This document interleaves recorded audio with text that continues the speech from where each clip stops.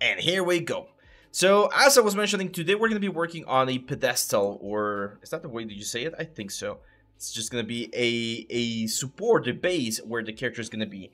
And I was looking at some superhero statues, and I thought, hey, you know what? It would be very, very cool if we can prepare this character in such a way that we can, like, really show the character, right? So, look at this amazing Captain America right here. Looks very nice. This Hulk right here with this, like, base. He doesn't have a dynamic pose. At least right now we don't have a super dynamic pose for the character. I don't think we're gonna be changing the pose because it's a little bit more tricky, but we're definitely gonna be adding a more like a cooler base. And you can see that even with a very basic pose like this one right here for Thor, we can still get away and do some very cool things. This Magneto one's also very cool. So what I'm going to do here is I'm actually going to go to a sort of like a front view of the character, probably like a little bit of a quarter view. And we're going to do a little bit of the sign first, okay? So we're going to do some ideations on how we imagine this character to look. So I'm going to be using my snipping tool right here. Let's grab a cut here of the character. There we go. And here on the snipping tool, I'm going to Control C, and we're going to go to Create. I've talked about the software before. It's a really cool software. It's a free software, and it's gonna allow us to get an idea of what we want to do. So let's add a new layer here. I'm gonna go like very bright, so that we can really see what we're gonna be doing over here. So I was thinking, of course, he's gonna have this sort of like a round base, or I think a round base is probably gonna be the best one right here. And having a little bit of an environment, like some stairs or something, I think would be an interesting idea. Also, let me know here in the chat what you guys think about this. I want to hear suggestions and everything. So, oh, full size would be amazing, but that's just too much filament and resin. So I'm thinking about having again like a little stone sort of like stairs or something over here, probably going all the way back here. So they're framing him, so he's like walking down some stairs. I think that would be a nice idea. So Jan, welcome, my friend. Welcome to the chat. So this is gonna be rocks right here. Some sort of like a geometric rocks. I definitely want to have something framing him. And I was looking at some other like statues. So if we look for like anime statues, you're gonna see a lot of heroes have this sort of like energy and like thunders and things like that.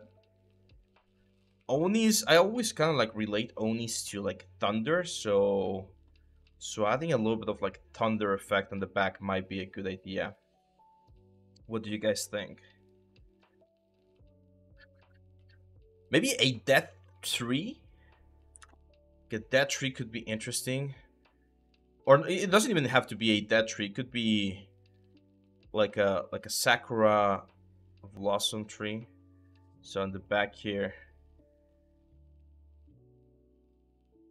that kind of looks like a neat idea. And have like, you know, the little petals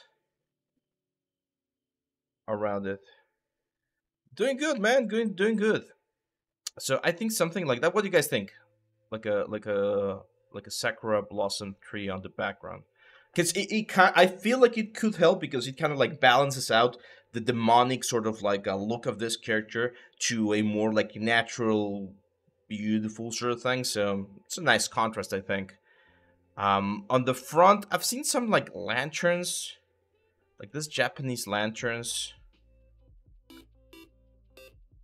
There we go. We got someone here. Thank you, man, for the follow. Welcome to the chat. I want to see the names. Give me just 1 second. Because the thing is, I got so many windows open. There we go. So now I should be able to see the name of whoever subscribed. So, yeah, maybe some sort of like lantern or like a tombstone or something on this area. I think something like that might be interesting. And at this part of the process, I always find it really really fun because this is the part where you can actually think and create. As 3D artists, and especially when we're students, there's not a lot of room to be creative because we're following a tutorial or we're following some instructions, and you literally have to do what you're being told to do, right? So being able to switch things around and actually come up with something, I think it's always something, it's always very, very cool. So let's jump into ZBrush and let's start blocking in the general scene. So I'm going to start with a subtool here. I'm going to append a cylinder. There we go. And this cylinder is going to be very important because that's the cylinder. It's going to have the measurement of the base. So if we bring this down here and we scale it down, I would say that's a good, like that's a good room map. If we make it a little bit bigger, then what we're doing there is we're giving more, what's the word? Importance to the base and the character. It could also be a good idea. It's going to be more like a diorama. So something like that. Perfect. Now I do want him to be, again, as I mentioned, like some rocks or something. So I'm gonna bring the base of the element a little bit lower.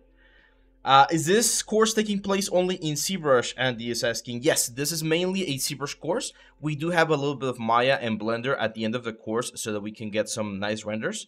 But it's mainly a ZBrush course. Yes. Let's go to Scene Modeler over here. And let's start by deleting some edges. So I'm going to delete Edge Loop Complete. And we're going to delete all of this, guys. There we go. Perfect. And the reason why I want to delete them is because I want to do a bevel on this one. And the more space we have, the stronger the bevel can be. So something like that. Let's now go. I'm going to isolate this real quick. And I'm going to go Control-Shift and select this guy. Let's now hide the other one. We should only have the top part. And I'm going to press Control-W. That's going to give it a new polygroup, as you can see right there. And now I can go to Inset, for instance. So Inset, Polygroup All. We're going to insert this in a little bit. And yeah, I think that's a good place right there. Now I'm going to go back to bevel. I'm going to bevel that. And bevel this one. And bevel this one. Just to add some like support edges. So that when we press Control D to smooth this out, we get a really nice, clean like base. This is the kind of bases that I would probably not 3D print. I would probably do this with, I don't know, like a wooden base or something. We got a question from King One Sir. Abraham Sir, how to achieve much similar results as reference, like how to get a keen eye for primary and secondary forms? Practice. Unfortunately, that's one of the things about art and 3D in general. In order to get really, really good at it, you need to practice. There's a lot of people that want to do amazing things, but they don't want to practice. There's not much I can do about that. So the best, again, the best advice is just practice. Like grab a piece, a concept, and be like, okay, I'm going to try to match this as close as possible. And try to do it. Try to match it as close as possible. And once you get close to it, once you get close to that match, then that's when you can ask for feedback. We have an amazing Discord where you can ask for feedback and people are very happy to help. And they can tell you, it's a lot easier to ask someone for feedback so that they can say what they see. Because when we are doing the art, it's very, very common that we get like tunnel vision and we forget about seeing specific things about the concept. And that's why feedback is so important. That's why the role of an art lead on the production pipeline is also really important, because he's the guy who's in charge of seeing like the big picture, right? And making sure that he gets a nice result at the end. So I'm gonna do the stairs right here. I'm gonna make them, again, not perfect. They're gonna be like stone stairs or something. And usually stairs have a specific size to them. So in this case, I'm gonna use the feet of the character, sort of like a reference of the size that the stairs should have. Oh. I'm gonna give them a little bit of rotation because I'm gonna be making the stairs like rock stairs. Let's duplicate this one. And I do want to kind of have them like falling off the edge a little bit. I feel like that's gonna give them an interesting effect. Let's do another one up here.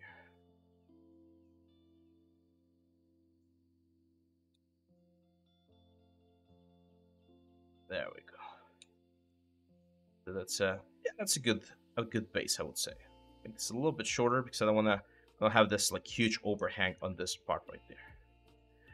Now I'm gonna use my append BI or insert just multi-mesh, and I'm gonna use a multi-mesh basic. I'm gonna insert some spheres. I'm gonna do one sphere right here. And I'm gonna use my move brush to give the sphere just a random sort of like organic shape. Because we're gonna be using this one to create like the stones that are gonna be framing the character. So when I see him from the front, like at this is gonna be like the main pose or the main like shot that I wanna have. I wanna have this sort of like framing thing over here. So that's gonna be one right there. Let's insert another one. Where's the insert? Basic, there we go. I'm gonna insert another volume right here. And again, with build up or move brush, we're just gonna start like building up this section. We can even use the inflate brush, for instance. There we go. Let's use the move brush again. And one of the things that I also want to do is I want to cover all of the what's the word? All of the holes that we have right there on the underneath the stairs. So we got to be careful there. Go. Let's insert another one. And we're gonna push this up like this. So now we have this base, sort of like a little heel or whatever you want to call it, and now it's time that we start polishing it. So I'm gonna do 8 other groups right here, so that each element, as you can see in just a second, has its own poly group. And if we go to Dynamesh, one of the things that we can do with Dynamesh, as you guys should know, and if you don't, well, there's the premium course there to learn all of these things, is to activate this option called groups on the Dynamesh thing. And when we do Dynamesh, what's going to happen is each individual piece is going to be Dynamesh without affecting the other ones. It's not gonna be merging the elements. Let's go to this guy right here. I'm going to use Trim Dynamic, and let's start like flattening some of the areas right here. So stones tend to be very like angular, and that's the kind of like effect that I'm going for right now. I'm going to use my Damien Standard to create a little bit of division between certain rocks. This is just one way to do rocks. There's a lot of ways to sculpt rocks. This one, I think in this particular case, is going to be just fine. So just like sketch where we expect some of these rocks to be. Kind of like what's the word? Like a fence, right? Like a rock fence, is that? There we go. I'm going to use clay buildup now, and we're going to start adding a little bit of volume to separate or differentiate some of these rocks from one another. That's one of the important things about rocks. Like you don't want them to look like meatballs. So we need to do a little bit of like separation and fragmentation. And clay buildup is really good to do that.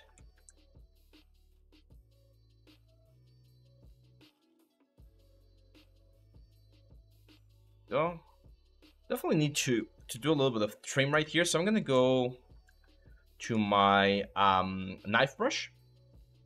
Let me do a quick save first before anything bad happens. And what I'm gonna do here is I'm gonna cut all of the stones so that they're like just on top of the wooden base. It definitely like tells me, or I kind of feel like the wooden base needs to be a little bit bigger. Again, this is not a base that I would normally like 3D print or anything. We're just gonna keep it like that. There we go. Dynamesh, and now we can keep building up like this stone. So there's gonna be one right there. And one of the secrets about sculpting pretty much anything is we need to look for a balance between like the main forms, the secondary forms, and the tertiary forms, right? So we're gonna have some big stones like this one right here. This one to me looks like one single big stone, and it looks really good. So the only thing I need to do is I need to go here with the trim dynamic and start giving it the sort of like faceted look so that we get like the edges of the rock, the jaggedness of the rock. And then what we're going to be doing after is we're just going to be adding some like details like cracks and things like that. We can add like runes, some kanji or something.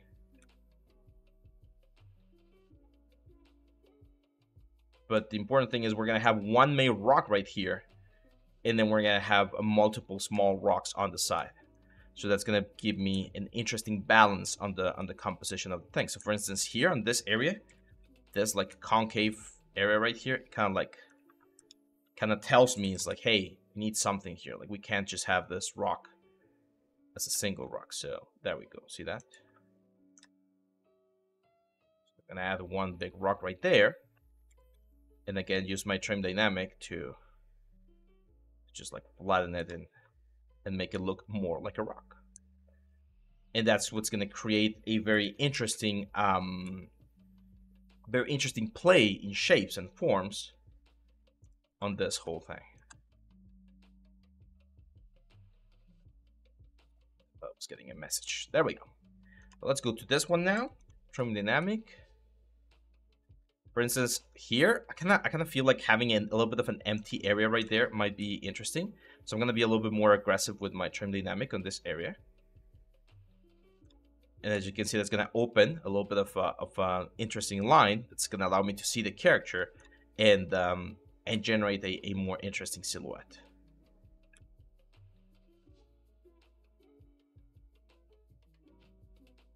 Let's see. There's a question. Oh, I missed one question. Sorry about that. Let's see. Anatomy is not only in human forms, it's in machinery too. I want to make relatable and much readable models. How can I do that? Because right now when I do concepting in ZBrush, I come up with random stuff. They look cool with chase, but without description, I need guidance. Really bad. Yeah, so the best way to make things that are believable and what's the word? Like a more there's a word that I really like. It's called verisimilitude. You might want to look at the proper like dictionary definition. But we use that one quite a bit. And one of the things that that word entails or means or likes to represent is the fact that when you're doing something, you don't necessarily need to make it super realistic, like everything making sense. As long as people look at it and they're like, yeah, that looks believable, that looks real, that's usually more than enough. And the best way to do that is to study what other people are doing and understanding. I'm going to show you a little secret right here. For instance, on the character, if you look at the belt, like just a simple look, it looks cool. We got the belt, the knots, these little tassels and things. But when you start analyzing, it doesn't make any sense. Like the belts are just like circular loops. This one right here is just going around. It's not actually like creating any sort of like tight constraint or everything. But when you look at it as a whole, it just looks interesting. So that's how a lot of movies and games deal with things. Like they just make things look cool, even though it's not like perfectly realistic. So the realism is important if you're working in specific industries. Like let's say you're working on the medical industry doing like I don't know, like MRI scans and reconstructions and things like that, then you definitely need to be super precise. But for a lot of other things, especially games and films, as long as it looks cool, that's usually like good enough. If you can make it cool and realistic, then that's a plus, right? But I think people sometimes add too much like value on the realism of things, and it's a freaking Oni, for instance, on this guy, right? Like it's a freaking we're looking at a freaking superhero movie, so you need to suspend your disbelief a little bit when dealing with that sort of things. So keep that in mind. And this says, I discovered that when I imported my ZBrush character into Maya, that it was not on the center, but I was able to use symmetry in ZBrush. Is there a way to center all without destroying everything in ZBrush? I believe there is. I believe you can go here to position, and if your position is not aligned right here to the 0, 0, 0, you can position it back to the 0, 0, 0. Now, if it's not too high poly, you can just recenter it in Maya, re-import it inside of ZBrush, and start working with symmetry back again. But yeah, that's those are like two ways in which you can try to recover a little bit that symmetry. So the big stone right here. There we go. Oh, let's just trim dynamic to like create the element. And as you can see, by doing this like super quick right here breakdown, we can generate here. I'm gonna mask this, so we're only working on that stone, and we can generate something that's gonna start looking quite nice. So another like small stone right there. We're gonna add some like little stones later on, close to the like some sort of like insert multi-mesh thing. Right now, it's silhouette is the most important thing. When you look at something, like right now, when I'm sculpting these rocks, I'm actually not looking at the rocks. I'm looking at the silhouette out here so that I can get something that looks interesting. For instance, I see that right now this is a very boring silhouette. So I need to push the silhouette to create something a little bit more interesting. Like here, like let's push this rock up. Generate a really tall rock right there so that we can break the silhouette. Look at that. That looks a lot more interesting. And as a piece, like when you see the character, it's going to give you a different sort of result. Even this one right here, like this one, I'm going to scale it. It's taller. And again, that's going to give me a more interesting silhouette, especially when I see it from this side. There's going to be a little bit of an overlap there on the silhouette for the whole thing. Let's go back to the trim dynamic. And we're going to keep going over here. So, what other things have you guys been up to? People have been asking about what the next course is going to be. We're on the planning stage right now, but it's going to be a Maya course. We've done a Blender course already. We've done a ZBrush course. Now it's time for Maya. We're going to go into Maya, and we're going to have a lot of fun on that one. I already have some very cool ideas that I think you guys are going to like. That one's going to be coming up in September. And meanwhile, we're going to keep uploading videos and things here in the YouTube channel and here in Twitch. So if you guys are not following and you like the content so far, make sure to follow. Gonna add a cut right here. Here's a very easy trick. You add a little bit of volume, and then with trim dynamic, you flatten that volume. And as you can see, that creates like an extrusion on the rock. Looks very, very nice. And then if you want to make this a little bit more intense, you can go in here with the diamond standard and really carve in a little bit more there. Now you can see that's a very like weak silhouette here on the side. I'm gonna go a little bit like harder with the trim dynamic. Make it really, really flat. Rocks can be very, very flat.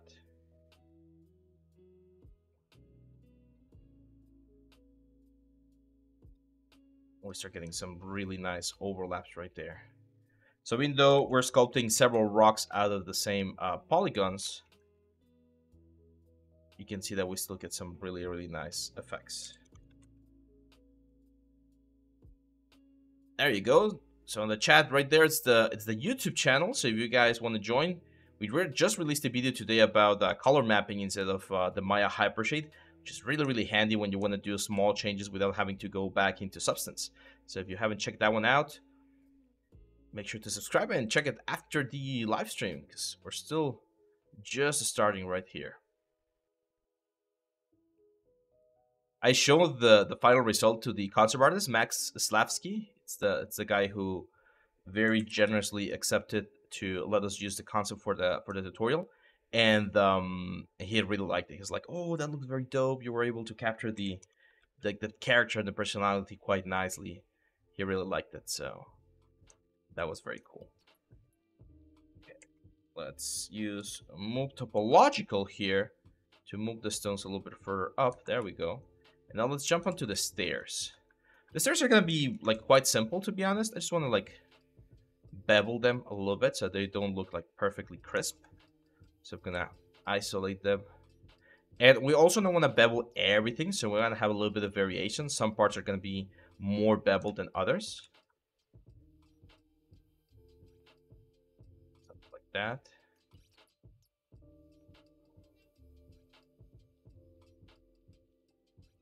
Yeah, it's very cool when you can work on a concept that an artist made, because you're evaluating, of course, giving value to that piece. And I would say, in my experience, I've been doing this for so many years, 99% of the concept artists are super thrilled that you're going to be using their concept for a 3D piece, because they want to see how it looks right in 3D. I've had a couple of occasions where artists were not very friendly in that regard. They were a little bit more, what's the word, jealous about their work, and they didn't want anyone just using it. I've had a couple of students who picked like certain concept pieces, and then the artists were like, "No, please take it out. I don't want to see that work in 3D. This was just meant to be 2D." And it's like, oh well, I mean, That's their right. It's always a little bit of a gray area for us. For instance, since we're producing courses. Oh my god. Sorry. Since we're producing courses, we do need to be very lawful and ask for permission, because there is a monetary gain, of course. So it's commercial work. So you should always do it. But for thank you, back boy, thank you, man. But for students, if you're doing a portfolio, it falls under fair use because it's educational purposes. So even if an artist says that they don't want you to use the concept, technically they cannot do it. However, I mean, it's always good to be friendly to everyone. So if someone's like, no, don't use my concept, it's better just to look for another one. There we go. Let's go with this final one. Yeah, that's a great entrance by you, back boy. There we go. Cool. Yeah, so this is looking nice. Now, what do you guys think? No one said anything about the tree. Should we add like a tree? Because I think something, again, this is like the shot that I want to go for. Oh, here's a cool trick about ZBrush. Like, let's say this camera angle right here is very important because this is the camera angle that we're going to be using for the final presentation, right? If you really like this camera angle, you can go to Document and then Sapling Properties, and you can use this Costume 1. There we go. So now, if you move the camera and you want to go back to that one, you just go to Document, and again, you just go to Costume 1, and it's going to be exactly that shot right there. So this is really good because now I can actually like start like balancing the composition a little bit more. And I'm going to make these things a little bit smaller. Push them a little bit to the side. Because I want to make sure, again, let's go Document and just Custom 1. I want to make sure that when you see this piece, like this is the main shot of the character, I want to make sure that when you see it right here, everything looks balanced. Like it doesn't look like it's heavier on one side and heavier on the other side. So there we go. Banshun says, hi, a problem. I can't chat in your Discord chat room. Yeah, we have a little bit of a filter, so David's going to take care of that one soon. He's going to be, yeah, David's going to give you permission right there. So we have a filter because we've been getting a lot of like scammers, and the filter, it automatically sets you up as a low like permission role, and then we manually approve those that seem like real people. Let's see, we get another question by M2 Epke. Hey Abraham, I can't decide on what to do for my next portfolio piece. I'm searching a lot, but most of the things I like are too complicated, and I know they will take a lot of time to create, and then I don't want to do anything. What should I do? Any advice? Well, if you already have several pieces, and then doing a complicated one is not a bad idea, to be honest. Like that's one of the things that it's not that I hate, but it's one of the consequences of the type of content that I've been producing. I need to do things very fast, right? Because no one has like the will to see or watch like a 4-hour tutorial on YouTube about how to make something. So I always look for things or props that are easy and fast to make. Well, not necessarily easy, but fast to make, so that we can explain the core concept of 3D modeling. But the reality of things is that when you're in the production, there might be certain like elements, certain assets, certain props that will require quite a bit of time and commitment to do. So don't expect to be like doing one full object every single day when you're in the studio or in a production. Like no one expects that.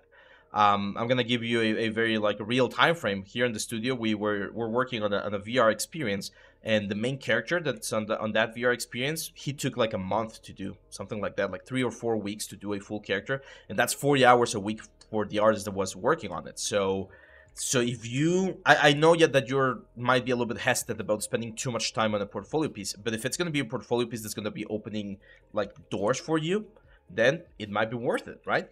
So I would rather see one really good piece from someone that took them like a month, a full month or 2 months to finish, than to see 10 simple assets, because seeing a really, really complex one can be a really good way to see like how proficient an artist is. There are already AIs which can do 3D from 2D pics. Yeah, today NVIDIA just released one, like it released the source code, which is called the Michelangelo AI or something like that, or David AI or Da Vinci AI, something like that. It's like a famous artist, and you take a video or of an object, like you just literally record the object, and it will rebuild the object based on that video. And it's been a very common discussion in our streams for the past couple of months, like, oh, that's gonna kill 3D artists. Nah, it's not gonna kill us. It's just gonna change the type of work that we do. So I remember like 10 years ago, I don't know, probably like 8 years ago, video mapping was getting really famous. Like people would go to famous buildings and do like projections with like this projectors, and they would need to model the facade of the object, or like the front view of the thing that they were going to project on, and you would need to be very, very good at doing that. So that's the kind of stuff where 3D scanning and photogrammetry is going to be just like so much easier, because you're going to be able to save a lot of time from having to do that manually, and you're just going to scan the building and then work on the cool stuff of the 3D mapping projection that you're going to be doing on top of it. So remember that at the end of the day, all of this like AI tools, that's what they are. They're tools. So we shouldn't be scared of them. We just need to try to understand how they work and how we can use them to our benefit. Yeah, exactly. And that's a great view, Sarn. It happens everywhere, right? So I give this example to my students on a design class that I was teaching. People were like, "Oh, we're scared about graphic designs. Like graphic designers are gonna go out of business because now we have tools like Canva, right?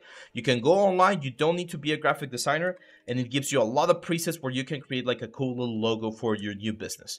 Yeah, but here's the thing, like whoever's going to Canva spending, I don't know, $20 in the subscription so that they can do posts for their socials, they were not gonna go to a graphic designer and ask them to do their whole like marketing campaign. And the thing is, and the reason is because they maybe didn't have the money, or that's not their goal right now. So that was not your client from the beginning.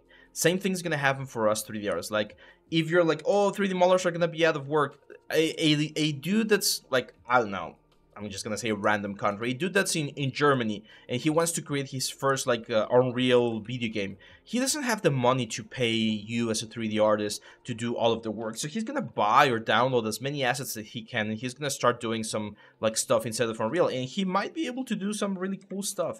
But again, you're not the client, like that's not your actual client. So don't be too worried about, like, of course we need to be wary about AI, but it's not about being scared of it. We just need to be attentive, see what's going on, see what things are happening, and if we see that AI is doing like some shady stuff and things that we don't approve, then yeah, we as artists need to like draw a line on the sand and be like, hey, we do not want this to be happening. Like, I'm gonna give you a perfect example. Like someone created an AI that was like using my voice to do tutorials and things like that.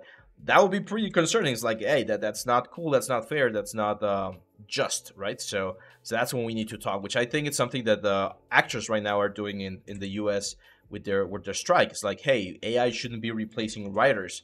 They shouldn't be replacing actors. Like, you should still give people their due credit when their stuff is being used. So it's a balance of that sort of thing. Sepsword Luke, hi man, what's up? Why is your name like yellow? Are you like a special sub or something? I think so, right? It's pretty cool. Okay, so let's add the tree. And for the tree, I'm gonna be using a C-sphere approach. So I'm gonna start with a C-sphere right here. Let's bring the C-sphere, let's say right around there. Actually, yeah, I think that's a good point to make the tree. Or actually no, let's move it closer to this side. There we go. Nice. Jaycito, what's up, my friend? And I'm gonna move this point of the tree, which is gonna be the final point, to right around there. I'm gonna start adding more lines, and what we need to do is we start framing the character. So I think I'm gonna do this sort of like a bonsai 3.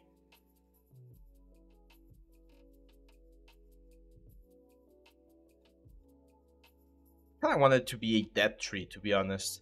It's also gonna make it a little bit easier to 3D print if we decide to 3D print the whole thing. Because a tree with little leaves and things like that, that's very, very tricky. So I'm just gonna do this like very old, crookedy tree.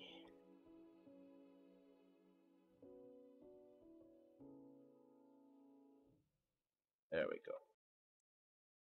So it's just W, E, all of this, like just normal movements here with C-spheres to generate something interesting. Now I definitely want to make sure that, again, when we go to our custom view, the shape of the tree frames the character. Like we don't want to have like a lot of overlap, because that could potentially create some issues. Seb works. I was here before when you did Kindred Mass. Oh, I don't remember all of the names, my friend. I'm sorry, but that's cool. That's cool that you saw that. We 3D printed it. Did I show you that?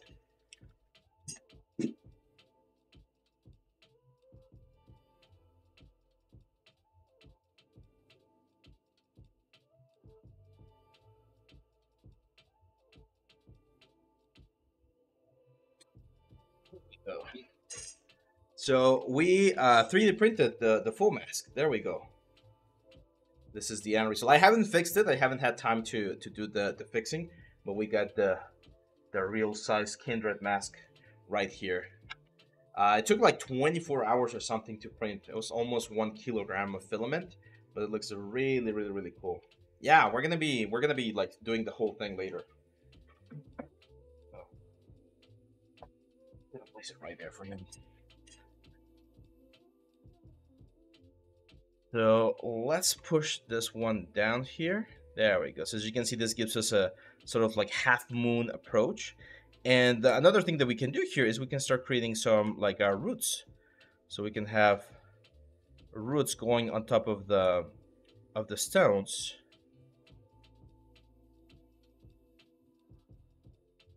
There we go. Like that.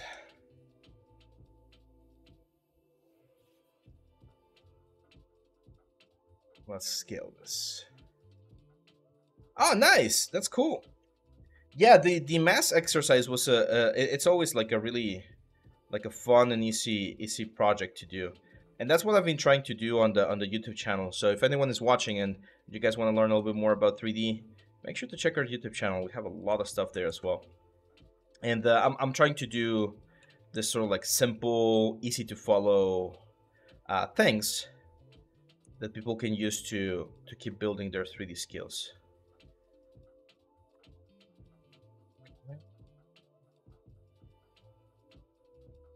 I wish I had an active license of SpeedTree, because this is one of those things that SpeedTree is really, really, really good at. Where you could just like load the model and it will create the binds and the ropes around it. It's a little bit pricey, so I frequently like cancel and reactivate the subscription when I need it.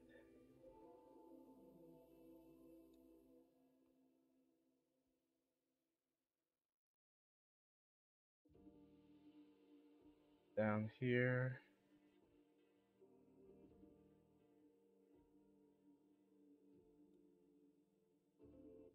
Gonna go a little bit around like this.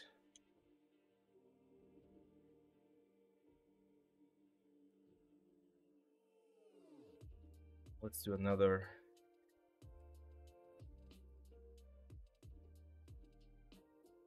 branch over here. So otherwise the tree looks very weird. We're gonna be smoothing this, guys, and changing a couple of things in just a second, but this is just like the basic construction, right?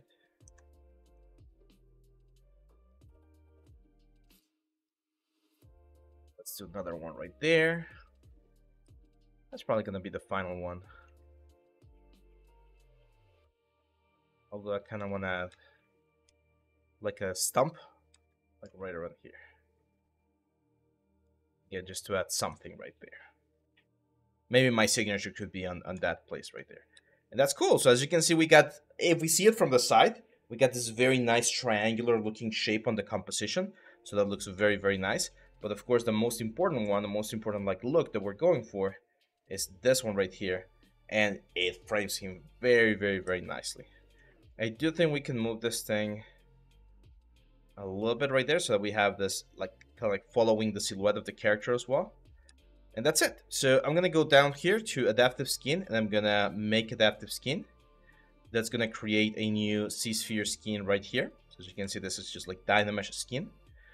And if we go to subtools, we could just append, and we're gonna append that skin right there. We no longer need the C-spheres. We have this one right here, and now we start sculpting.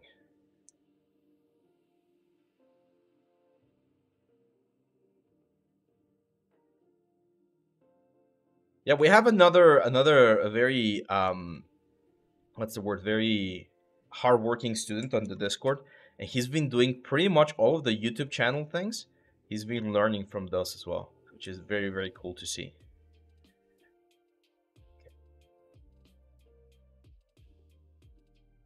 There we go. And now let's just start making this into a like stylized tree shape.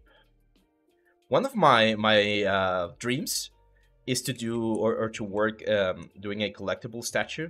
I've always wanted to do an official one. There's an artist that I really, really like. He does a lot of like pin-up girls. His name is Scott Campbell. He's a super famous comic book artist. I have a couple of like his work back here, and I would love to work with him someday.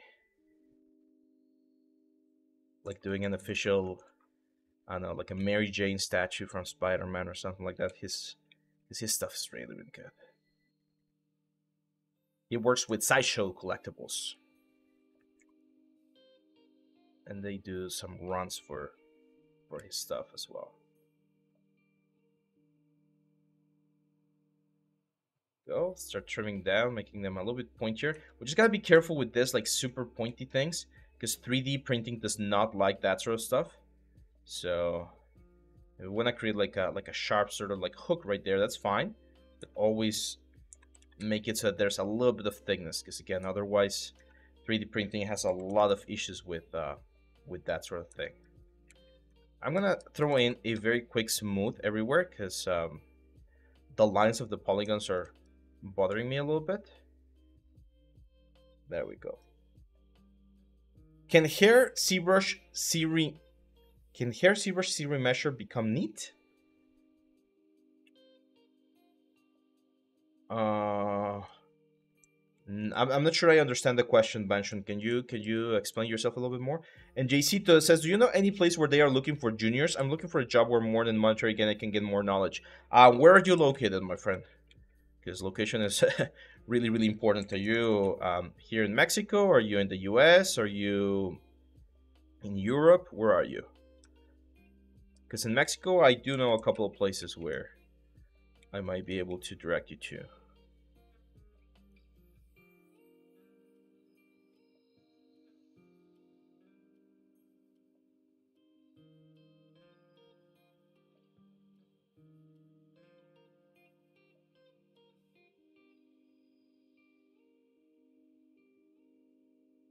Go. And use stream dynamic again to like remove some of like the hard. I mean, it's we're going a little bit stylized as well with this tree, because the character is a stylized, so the whole environment's gonna be a little bit stylized as well. But I don't want to go like super stylized. Let me see if I can. Kind of want to turn this guy off for just a second. So I think it's gonna be easier if we just turn everything off and then turn some of. There we go. So here I'm gonna use the move brush again to just give this roots a little bit more life. I might even, the snake hook brush is a really good one right here. I'm gonna go with the SH, which is the snake hook brush. I am gonna turn on Sculptress.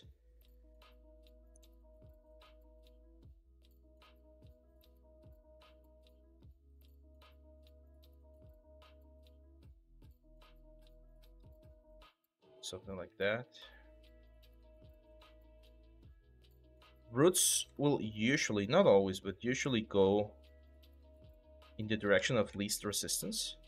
So they'll start carving in like between the stones and things like that. And when they see that they can like go into the different areas, they'll try to go there.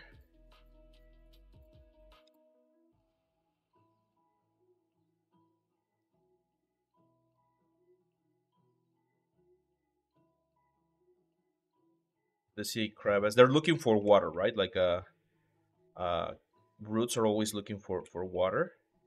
That's why they dig deep into the soil, into the ground. But they will always try to look for the path of least resistance. So where they see that like the things are loose or the dirt is very loose, that's where they will start like burying themselves and looking for water.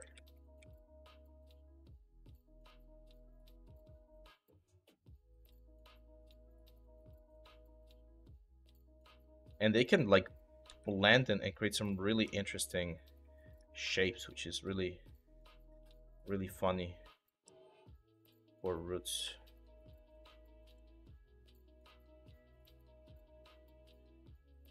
It's kind of like cats. You know how cats go into like really weird places because they can kind of like contract or compact their body quite heavily. Something similar we can do it here. I'm from Mexico. I'm a recent animation graduate, but I'm still looking for a job. But I see that in many places they're only looking for seniors. Yeah, right now there is a little bit of a senior like it always comes in waves in the industry.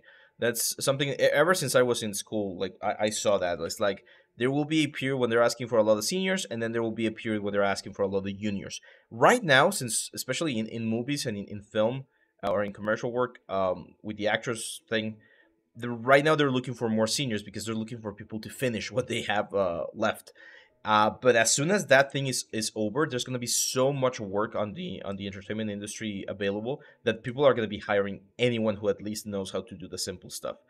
If you're here in Mexico, there's ZBrush. It's a studio in Monterrey, but I believe that they do have of like freelance or not freelance, but a remote work available. You might want to check there. They used to have some very nice like programs where they would like give you housing and things like that for like a couple of months so that you can get experience. And then if you were a good artist, they would hire you. I worked there a little bit, a long time ago. That was back in 2011, I think, almost 12 years ago. I worked there. It was a fun place. It's a little bit extreme. Like there's a lot of work, to be honest. So you're gonna pretty much be leaving there, but it's a cool place. A lot of cool people in there, and that could be an option. Yeah, internships. There you go.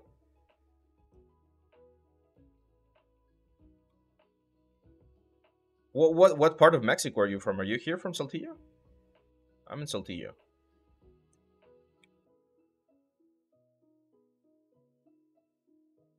Now, another thing, I know this is not for everyone, but another thing I talk frequently about regarding like work opportunities, like starting your own stuff is not a bad idea if you can afford it. Like if you have if you're living with your parents or you have some sustain and you want to try entrepreneurship, that's also a good option. You can ally yourself with a couple of other people and be like, hey, let's try offering some specific type of service. That's what I did, and it's I'm not saying it's easy. It's definitely been challenging, especially when first starting. It's definitely tricky, but it's quite rewarding, to be honest. How much salary to expect from this industry as a 3D artist, like normal modeling and texturing on with slightly good rendering skills, a little bit of animation, just moving cameras? It depends a lot on the country, on which country you're working on. I believe in the US, they're like the normal number right now is between 60 and 80,000 for a junior artist. Again, depending on the zone. So yearly, it's $60,000. So I mean, we're not neurosurgeons, right? So don't expect to get rich by having these skills. The way you like get, I would say, not even rich, because it's not like I at least I haven't like heard about like millionaire stories, but you can get a really like nice like very very comfortable livable wage by jumping on the levels. You start as a junior artist, you go into a mid-level artist, you go into a senior, then you become a lead, like an art lead. That's the way you kind of like make your career in this industry.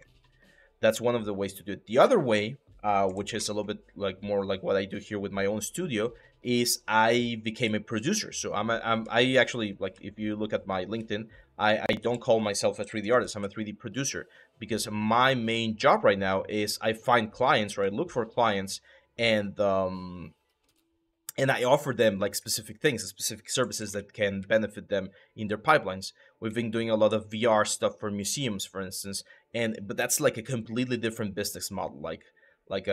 Nowadays in the studio specifically, my job's not a lot about doing like 3D. It's more about like organizing and being the lead artist, and then telling all of the other artists how they should do things to make sure that we get a nice result. So yeah, it's a tricky part, but here in Mexico, I'm not sure if you're in Mexico. If you're here in Mexico, the salary, it can vary. Again, it depends on what part of Mexico you're in, but you're probably gonna be making like roughly the same amount that an engineer, like a recent graduate engineer, is doing. Again, depending on where you are. But here's the thing: if you're good, if you learn, if you increase your skills, there's so many opportunities out there. Freelancing is a great way to make money, because when people ask you to do some work as a freelancer, one of the great things is that you can usually ask for really, well, not really, but higher prices, because you are supposed to pay your own taxes, you're supposed to pay your own like health insurance or health care and stuff like that. So you can really like bring your prices quite high. But in order to do that, in order to get freelance work, you need to be good. And the best way to be good is to learn. Watch tutorials, check our premium courses, look at all of these live streams that we're doing. Like, you need to push and create like a very nice portfolio, because there's always going to be someone else out there that they can look out to, and if they're better than you, then the chances of you getting the job might be lower, right? So that's why the slogan that we have right here is always learning, always improving. We want to make sure that we're always trying to do our best to have the best opportunities, best chances at getting that dream job that we're looking for. So a lot of clay buildup right now, just to build the general shape of this, like that tree.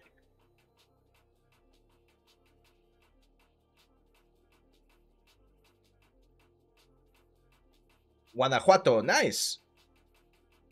Yeah, if you don't have a problem with moving somewhere else, make sure to send as many curriculums as you can. Canada has been hiring a lot lately as well. So if you can get an option or the opportunity to move to Canada, that's another good point. Unfortunately, here in Mexico, we don't have a lot of like entertainment industries. So there's not a lot of like video game companies or like movie companies. There's a lot of advertisement. So if you don't mind advertisement, I'm sure actually in Guadalajara there's a lot of stuff. I know it's not Guanajuato, but what I mean is it's a little bit closer to you, so you might want to like check some advertisement agencies in Guadalajara that might be looking for 3D artists, because there's a lot of work to be made in advertisement as well. It's a little bit more fast paced because commercials and ads and things like that, they need to be coming out fairly fast, but it's that's why there's also a lot of work as well. You might want to check that one. There's or at least there was a couple of years ago. I'm not sure if the site's still on. There's a site called Glassdoor, and there people can share their salaries, so you can get an idea of how much they're getting paid. Now, I'm not sure if you guys share my view on this, but the money is not everything. I've heard some people that take a lower paying job as long as they can, like, of course, live comfortably.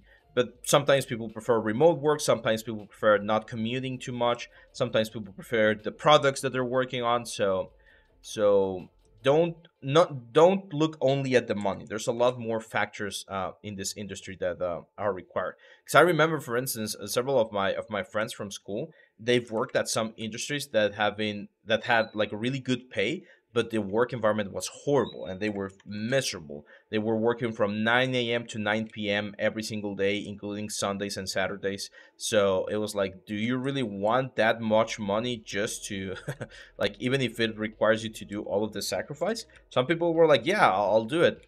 Others were like, no, that's not what I want. So there's a lot of things to be considered. It's not only about money.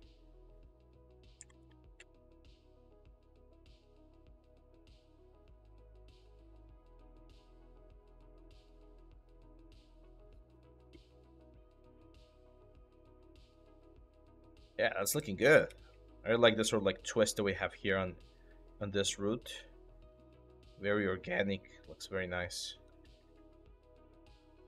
Is environment artist harder than the character artist? I wouldn't say it's harder. It's different. You start looking at other types of things. So environment artists need to do a lot of optimization. So they need to use stylable textures. They need to use stream sheets. They need to use kits, like building kits. They need to use masks and blends to generate like complex textures. So it's different. The kind of information that you need to learn as a environment artist it's different than the one from a character artist. I would say the most like complicated thing about a character artist is anatomy. Like people always struggle with anatomy. It's like one of the weak points of development, and it's difficult because it's a lot of information. I don't consider it to be as difficult anymore because I've been doing it for so long. But I understand why people might think that anatomy is really hard. It's not that it's hard, it's just it's a lot of information, and you literally need to study that information, understand it, and then apply it. So not a lot of people go through those things. But here's the thing, like you guys, I know right now we have 15 viewers. You guys are here. You guys are listening to all of the tips and tricks that I'm sharing with you. And that already puts you guys ahead of a lot of people that don't even bother to do that.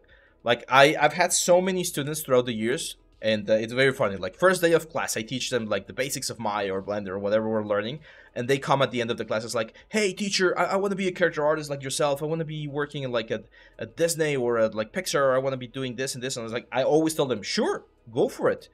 And I always ask them, how many hours a day are you spending working on 3D? And usually the time or the answer is, no, I just do the 3D for the class and my homework, and that's it. It's like, that's not enough, because there's someone out there that's not only doing his classes and his homework, he's also doing like mentorships, or he's doing challenges, or he's doing some sort of like extra learning. He's trying to find another software, and that person, he's gonna beat you. He's gonna be better than you in a couple of months, and you're not gonna be able to compete against him. So you need to put in the time. And it sounds very like harsh, but that's the reality of things. There's a lot of people out there that don't put in the time to do the work. They think that just by watching a tutorial, that's it. No, you gotta like bring out your tablet and you gotta do the tutorial. You gotta follow the exercise and do the things to really understand what's going on. Otherwise, it's just not gonna work, you know?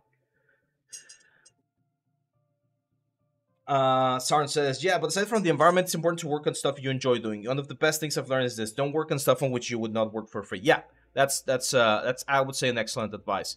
I remember a couple of years ago, my dad actually, my dad, he works with a lot of like companies, and he brought a company to me. He's like, hey, this company, they want to do some 3D stuff, and it was like I think it was like solar panels or something like that, and they want to do animations of solar panels to use in their advertisements. I was like, I don't want to do that.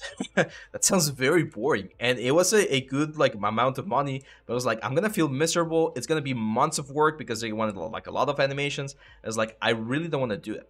So what did I do there? I just sent that client to a friend of mine. It's like, hey, do you want to do it? And he's like, yeah, I don't mind, and he did it. And that's another thing. Whenever you get a client that you don't want to do, send it to someone of your friends, because some of them might want to do it. And that way, maybe, I'm not saying that it will happen, but it has happened to me, there will come a time where they will contact you like, hey, now I have this other client that I don't want to do. Do you want to do it? And you kind of like pass clients around, and you build contacts, you build a network, a support network, and that also makes it a little bit easier to find more jobs. Should environment artists learn substance designer? Yes, I would say it's for an environment artist, substance designer is a very, very powerful tool. I wouldn't say it's like super necessary because it's a very specialized tool. It's like Marble Designer for character artists, right? Like knowing Marble Designer, it's great. It's a great plus, but it's not completely necessary. But because you can sculpt cloths inside of ZBrush, right? But ZBrush is completely necessary. So I would say ZBrush is more necessary for an environment artist that Substance Designer. But if you have the time and the resources to learn Substance Designer, then go for it because it's a really, really powerful tool. I skip your previous question. Where is it? No, I talked about the cameras or the salary.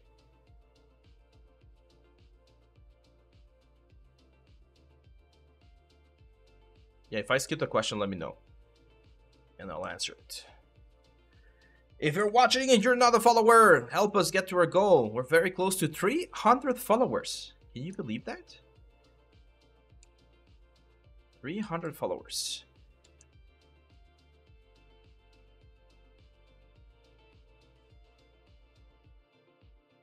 Let's go over here. Let's go to the stop part right here now.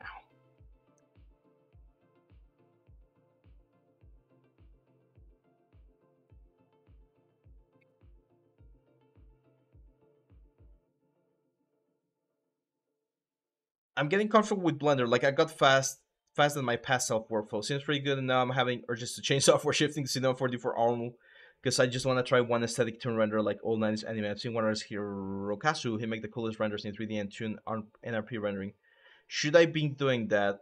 I wouldn't recommend it. I usually recommend it's like a soccer player, right? Like or like a basketball player. Of course they know all the positions. They could play most of the positions like certainly like at a certain like minimum level, right? But you're not gonna like put a I don't know, like a middle guy from soccer as a goalkeeper, right? Because that's not his specialty. So when learning 3D softwares, they can be quite different. So ideally you want to have your main software and then maybe like a secondary software. In my case, my main software is Maya. I use Maya. I've been using Maya for over a decade now, and I'm not gonna change. However, I've also been using Blender for the past like 3 or 4 years, and it's been really good. I really enjoy doing several things inside of Blender. So Blender is my secondary software. And but if I wanted to add like Cinema 4D or Houdini, I feel like that's a little bit too much. Like you're stretching yourself too thin, and then you're not gonna be able to specialize, and that could hurt your options later on, especially on the job side of things. Because again, there's gonna be someone that's gonna be really specialized in one of those softwares, and he might be a better candidate for a specific role. So just pick one. And usually you can do all of the things that you see other people do in softwares inside of the software of your choice. Like I know right now geometry nodes are like the big thing inside of Blender. Like everyone's doing like very cool stuff with geometry nodes. You can actually do something very similar with Bifrost inside of Maya. It's not the exact same thing, but there's a lot of things that you can do with Bifrost as well. So if you don't have the time or the energy to switch softwares, instead of switching, try to find how to do that specific thing that you want to do inside of the software that you already know. I feel like that's a little bit more, a better use of your time than trying to learn a completely new software. If you're from Mexico, why did you decide to do your courses, tutorials, and more in English? That's a great question. So mainly because of the market. When I first started teaching, there was very like the market here in Mexico was very, very small, so not a lot of people were like buying the courses, to be honest. The international market is also really, really big. We have students all over the world. However, I do plan on releasing like Spanish courses like relatively soon, probably by the end of the year. One of the courses that I actually want to release is an anatomy course. I actually have it planned, so I might be able to do that. But I know that like I really need to save some time for that one, because from a business perspective, it's a little bit difficult to dedicate too much time to something that I know it's not or might not sell as much. What I do here in Mexico, though, is I do teach in several schools. So that's where I give my Spanish classes. I also do mentorships. If you guys want to schedule a mentorship with me, you can like contact me in Discord, and I'll be happy to give you a quote.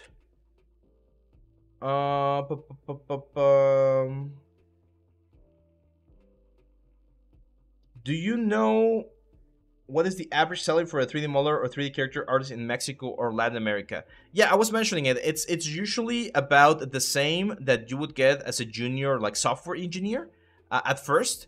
However, software engineers do scale a little bit better, to be honest, because programming is a very like sought out skill. So in Mexico, I've seen people getting like a very like low wage, like I don't know, 6,000 pesos a month, to like a more like average salary of maybe like 8, 10, 12,000. I think the highest one I've seen for like an artist, like a mid level artist, is like 25, maybe 30,000 pesos, and that's where it usually stops as an artist. That's what I was mentioning earlier. At that point, if you want more money, if money is what you're going for, you need to transition into more like a lead roles, like art lead or some sort of like a supervisor or something like that, because arts do have art roles do have sort of like a ceiling here in Mexico. But freelancing, really, really important here in Mexico, because if you can freelance and get some money in dollars, that's always really good. Backboy says, I'm from Spain. I can confirm you that even cool studios like the one working on Blasphemous, which is a Spanish studio, they use English because in Spain, this interest is still not as demanded as anywhere else, like in America or anywhere else. Also, English is the universal. Yeah, that's right. What's the duration of the mentorship for what? It's just like sessions. Like if you went to the doctors, it's like 1 hour sessions. We talk about whatever topic you need help with. If there's like a portfolio piece or if it's like homework or something, it's just like a session. We can plan a whole mentorship. Like, hey, I want to have, I don't know, like 8 sessions about, let's say, XGen. I'll prepare a specific plan for you, 8 sessions about XGen, and we can work from there. So it depends on your needs. It's usually portfolio. Like most people look when they contact me, it's about their portfolio. Like they want help on their on the specific piece that they're working on. How much is that in dollars? In Mexico, the amount that I mentioned in Mexico, that would be like $400, 400 USD would be like the low like end of the side, and then 600, 700 might be a little bit closer to the average that you might get, and you can go from there.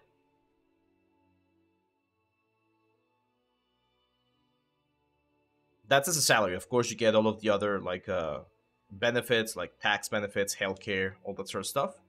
But that's usually the salary, which is unfortunately the wages that we get here in Mexico. I to be honest, I haven't worked on a Mexican studio in a long time. I've been freelancing a lot, which is really cool, and I own my own studio, so I actually hire people. We have 4 artists right now working for us, so it's a slightly different situation, I know, but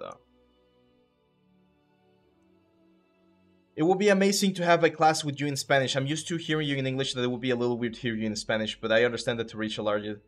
Here's an example of how it would sound in Spanish, so that you guys, can hear my Spanish voice. Aquí estamos utilizando lo que es el clay build-up para asegurarnos de que tengamos una buena forma con el árbol, y vamos a estar agregando un poquito de detalle más de este lado. Vamos a agregar unos toquecitos por acá, y ahorita en un momentito vamos a agregar el Damien Standard, que con el Damien Standard podemos empezar a agregar estos detalles como de la corteza un poquito más gruesa que vamos a tener yéndonos hacia las puntas de este árbol. Como lo digo seguido, hay que procurar siempre tener una forma muy limpia, asegurarnos de que no se nos ensucie, que no parezcan como albóndigas masticadas, y que poco a poco vayamos construyendo estas capas que tenemos aquí en nuestro árbol. And there you go. That's how I would sound in Spanish, like giving a class in Spanish. No, don't worry. It's the same information I've been repeating. It's just like we're sculpting clean forms right here using Damien Standard, and just getting everything else over here.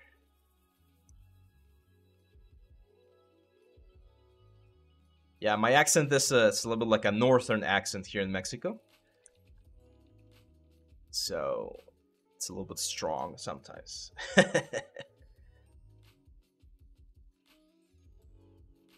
There we go. Yeah, this is looking quite nice. How are we doing on time? Okay, we got time. It's like talking to a completely different... Yeah, it can sound like that.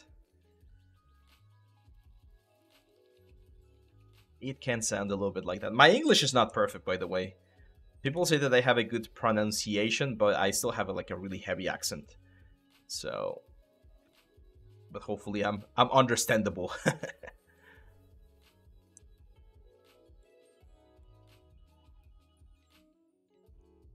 Yeah, I was invited recently. There's gonna be a national like a congress, like a national design congress, and one of the universities here in the states is gonna be hosting it, and I've been invited to work with them. We're still working on the details, but I'm gonna be doing some cool things for them, and that's gonna be in Spanish, of course.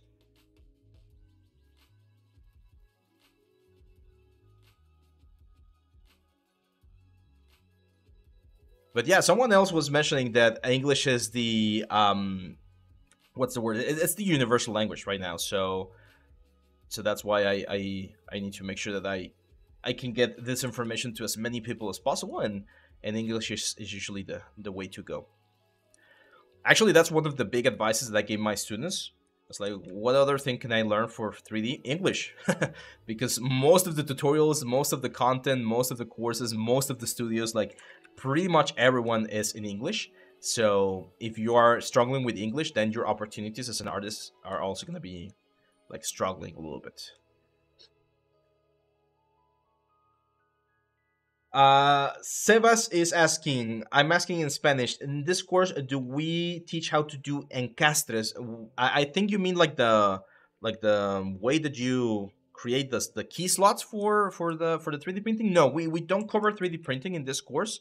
Um, it's mainly a ZBrush character course, but I probably will be talking a little bit about that inside of ZBrush. So once we finish this sculpt right here, I'll probably do a video instead of ZBrush, for YouTube, sorry, about how I would prepare this for 3D print, which is not that difficult. Actually, if you look into our YouTube channel, on the Kindred mask, I did a video not too long ago on how to create like the little cuts so that you can print the thing and just like weld it together after 3D print. It's not that complicated, to be honest. Like the most important thing or the most complicated part of the sculpt is actually the sculpt itself. Like preparing it for 3D print is usually not that bad.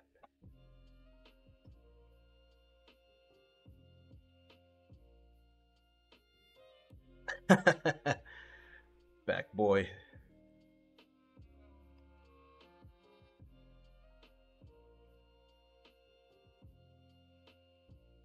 Yeah, no, English is not my native language. I've been learning English since I was like small kid, and I do thank my parents for that, because it's thanks to that that I was able to get like a really good level. I think what helped me the most was reading. I read a lot of books when I was in like in middle school, and watching series and playing video games was also a good idea, or a good source of English of English education. So as long as you get exposed to the language, it's really good. But of course, what helped me the most was going to LA, to Los Angeles, and when I went to Noman, just like speaking English every single day for 3 years, it definitely helps, right? Yeah, check that one. We did that for the Kindred mask. This one right here. So I show you how to do the, like, we cut the horns and we cut like half of the skull, and I show how to create the slots and everything. So you can use that to, like, if you're doing the Demon Premium course, you can use that one to what's the word, to 3D print it later on if you want to. Okay, let's take a look. So that's looking really cool. Really cool.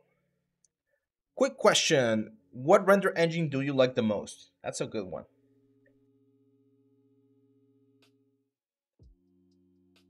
For still images, I really like Arnold. Arnold, maybe it's because I've been using it for so long, but it gives me a lot of control on how I want the image to look. So Arnold's really good. But for videos lately, I've discovered that Cycles, Blender Cycles, gives you cleaner videos with a lot less noise than Arnold does. So I've been using Cycles quite a bit as well. Unreal Engine is really freaking good. It's a little bit of a different setup and process because you need to take care of other like variables and things, but it's a really powerful engine as well.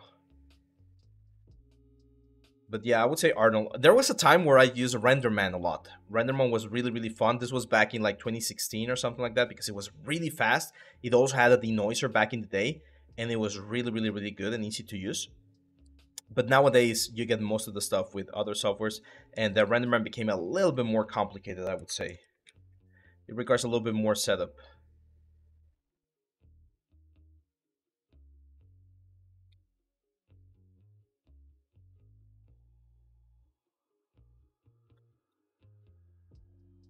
Cool. So I think usually when we see a composition like this, let's go to our main document. Usually when we see composition like this, we have what I like to call the 1, 2, 3 read, right? So the one read, the first read is of course the character. The secondary read is the environment, which we got the stairs, we got the rocks, we got the base. But then there's usually like a little tertiary read, which should be like a small little detail or something that just like brings everything together into a like compelling scene. And I think that thing should be right around here, but I'm not sure what that should be. Let's see. Keyshot was really good. I'm not saying it's not very good now, but the thing is, after Maxon acquired ZBrush a couple of years ago, they discontinued like the bridge that Keyshot used to have, and now you can pretty much do like the exact things that you do with Keyshot inside of other softwares. So it's a fast and quick way to get some cool renders. But I always tell my students that it's good to understand how those renders are made so that you can make them in other softwares. That's going to give you more power than just waiting for the what's the word, for the render to do everything for you. So understanding light, understanding composition, understanding materials, I find that to be a very valuable part of the pipeline or of the process. So that's why I recommend learning it like a full render. Octane is really good. Octane is really, really good, but it's a little bit pricey. And Marmoset's amazing as well, especially for game stuff. I really, really, really like Marmoset as well. So what should we add here? I'm thinking about just the dragon skull, to be honest. Like, this is the dragon skull. This is the result from the first chapter of the new course. So if you're completely new to ZBrush and you want to learn, we do this exercise where we start with a super simple like dragon head right here, like just the basic shapes, and then I show you all of the steps until we get to this position right here. Flowers. That will be interesting, but I don't think it really fits the effect. I don't know. Like I've seen those like Japanese tombstones or something. Have you seen this like shrines? Japanese shrine torii gate. So right by this torii gate, sometimes there's like this little, again, like pedestals or something.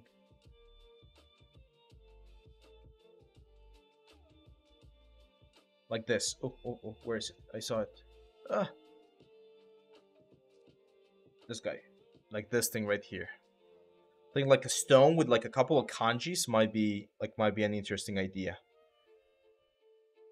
Would you do more advanced courses? Even though I want to get the last course of yours, I feel like it won't teach me a lot. It depends. Like, what kind of stuff do you think would be more advanced? Some smoke. Smoke would be interesting, but it's a little bit complicated. The bell.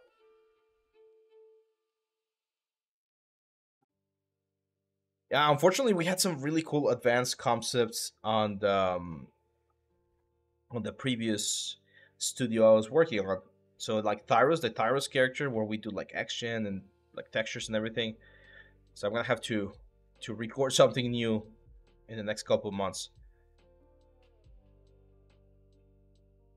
Yeah, like if you like M2 Epkey, if you give me some ideas, I might not be able to do like a super advanced course, but I could record some YouTube videos on those topics as well, on more advanced topics. Yeah, I think we're gonna do like this thing right here, just like a tombstone or something, like a little pillar, just like a little detail, because I feel like just a little detail here with like a couple of kanjis might look interesting. So let's append a cube. Let's isolate it, make it a lot smaller. It's Dynamesh, and I'm gonna use the knife brush to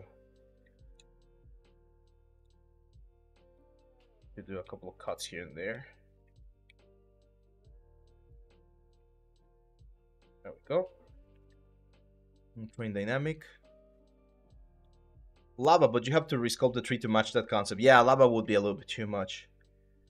Do you have in mind to do something more about dynamics? Not really, like water dynamics and things like that. Not really. I've mentioned this before, and I'm even though I do know a little bit about every part of the pipeline, my specialty is more in like the asset creation, so modeling, texturing, rendering, environments, characters, props, like all of those things. Dynamics and animation, it's like I would say my top is that, like modeling, texturing, and rendering. That was actually my specialty back at Nomen. You had to pick like a path, and that's the path I picked. And then in second place, I would say I'm proficient enough in animation to maybe teach some things, but then after that it's like dynamics and smoke and fire and all the things that's totally out of my league. That's not something that I know how to do, because I know you need to do like Houdini and things like that, and unfortunately that's not what I do. However, we're looking at other options, and I'll share more stuff once we have more information about that, because I do know those topics are important.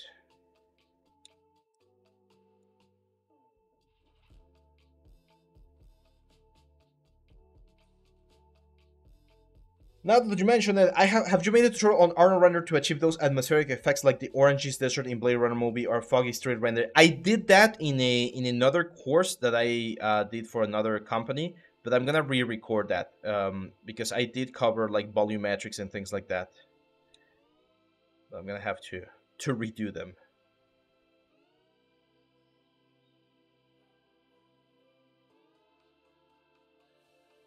There we go. Cool. So here, now we need to decide what are we gonna write on this stone. Let's just decide what we're gonna write on this stones, and then we're gonna go into render. Actually, we might be able to cover some volumetrics if we do renders for this one. When would you consider a ZBrush character to be done? When you are just adding small changes, would you? Well, yeah. For instance, like this character right here, I would say this character is done. Can we make it, or could I make it even better? Yes, I could go here, add even more details, like here on the fingers, for instance, like go a little bit more intense. But eventually, I'm thinking about, depending on how this course does on the selling side of things, I'm thinking about doing a video game character. So we do the retopology and the UVs and hand painted textures and everything. And I know that the size of the UV maps is not going to be there for that particular detail. So there's always a point in production where you're like, okay, this is it. This is as far as I can push it, because there's like the return that you're gonna get is not gonna be that much, right? There was a very famous artist. I'm not sure if it was Picasso or Michelangelo or Da Vinci or whoever said this, but it said that art is never finished; it's just abandoned, and it's so true. Like, there's not actually a point where you're like, yeah, this is it. Like, it's perfect. There's nothing else that I can add. There's always gonna be little things that you can modify. So let's see. I think just like the kanji for Oni might be, that was the Vinci. There you go. The kanji for Oni might be just good enough. So it seems like this is the one.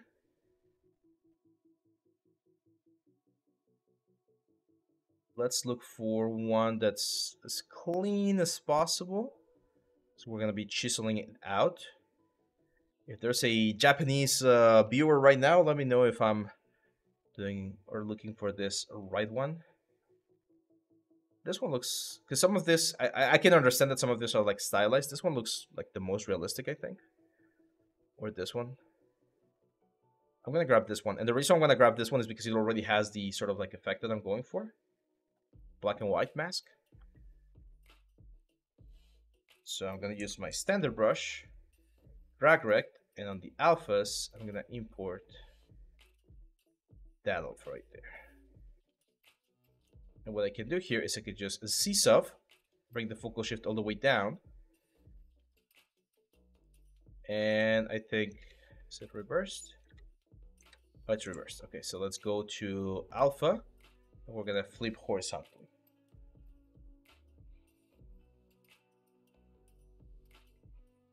Give me 1 second, guys.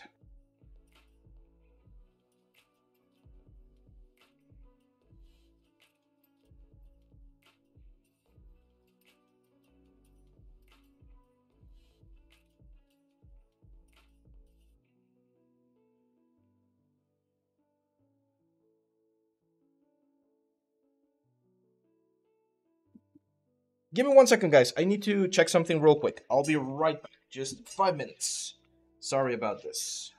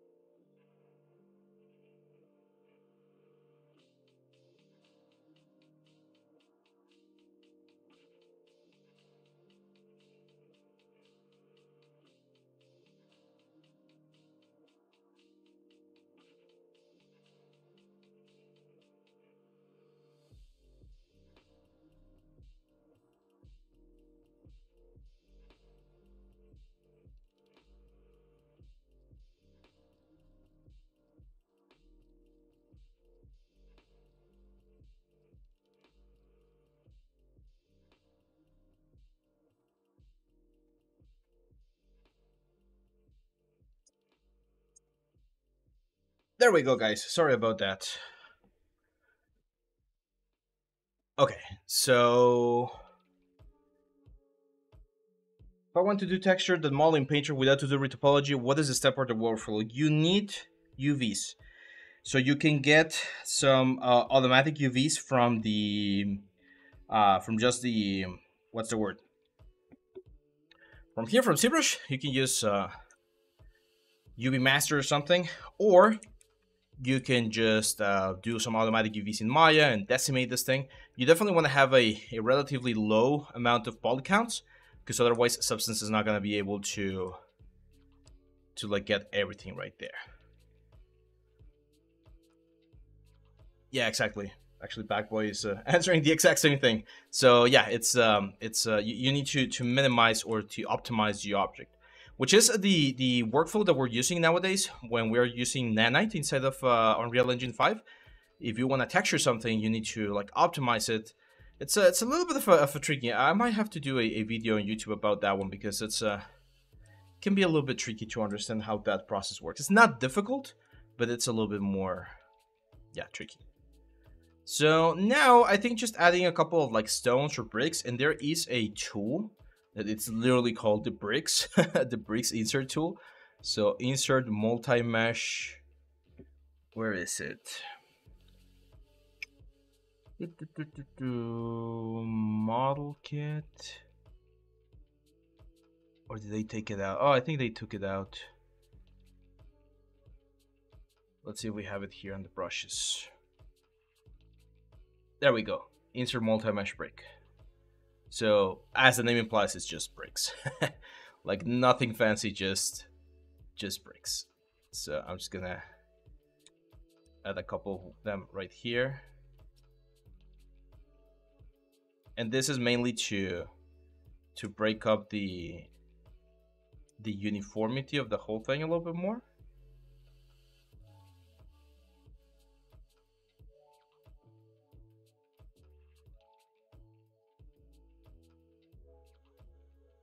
It's just a way to add a little bit of extra detail.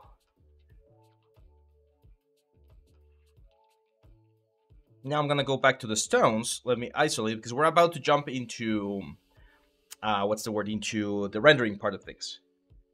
Is this model UV then ready to texture? No, this is just poly painted. So in the course, in the premium course, I show you how to do the poly paint and bring it into Maya so that you can get some really nice renders. But this is not like production ready. It's just the high poly. We just focus on the high poly. We got the orb brushes right here. I'm just gonna use this orb rock detail to add some like texture to the whole thing. Just randomly like this. And then there is a welcome, Sleroy 1. And now we're gonna use the like this orb slash, for instance. It's a really good one to just add some like random cuts on the stairs. And I think that's pretty much it. Like that's a good process right here. Cool. So now comes the interesting part. We need to bring all of this into Maya. I'm gonna use Maya. Should we use Maya or Blender? Let me know in the comments. Let me know, or in the chat. What should we use, Maya or Blender, to do the render?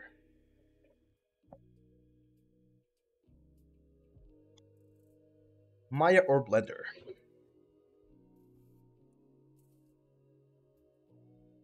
Maya, obviously. Let's go with Maya. Okay. So I'm gonna hide everything except for the base right here. All of this, guys. And I already have the character in Maya, so I'm just gonna like export this thing. But I do want to play it a little bit with lights. And Blender Eevee. No. We're not gonna use Eevee. I never use Eevee. I don't like it. I'm just gonna say subtool and then merge visible. And this is gonna give me this merge piece right here. 3.8 million polygons is not that bad, but still a little bit high. So I'm just gonna use Decimation Master. Let's bring this down to 150k. And let's just wait a little bit here.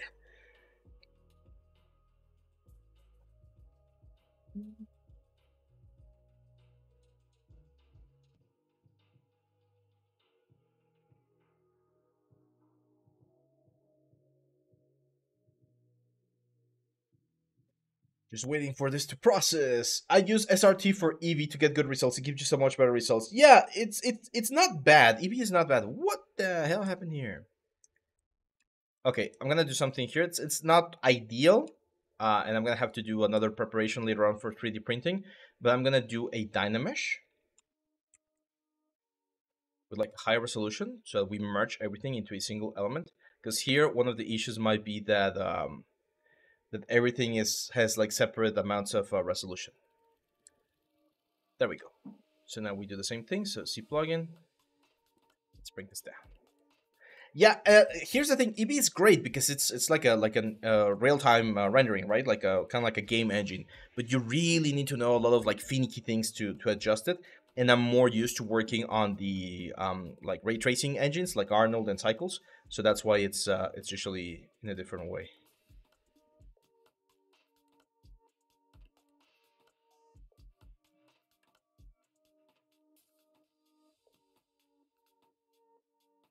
Go. Well, this thing is doing that. Let's start opening Maya. And actually, let's save. I didn't save. That's very risky. Let's save this as Oni final decimated environment. We're gonna go for a creepy, well, not creepy, but contrasty buy. Let's go to this one and let's export. I got my assets decimated. I recommend FBX, to be honest.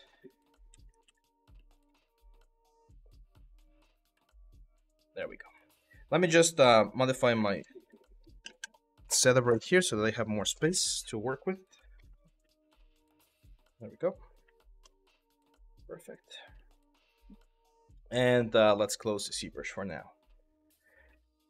Thank you. Hey, Abe, do you have a schedule for streams? Yeah, we're usually doing streams on Fridays at 11 a.m. Mexico time, which is, it's I don't know what the time is for other places, but it's usually on Fridays. However, I'm going to be going into a business trip, so that's why we had the stream today, and I was gone last Friday, so schedule has been a little bit weird this past couple of weeks, but we're usually going to have our streams on Fridays.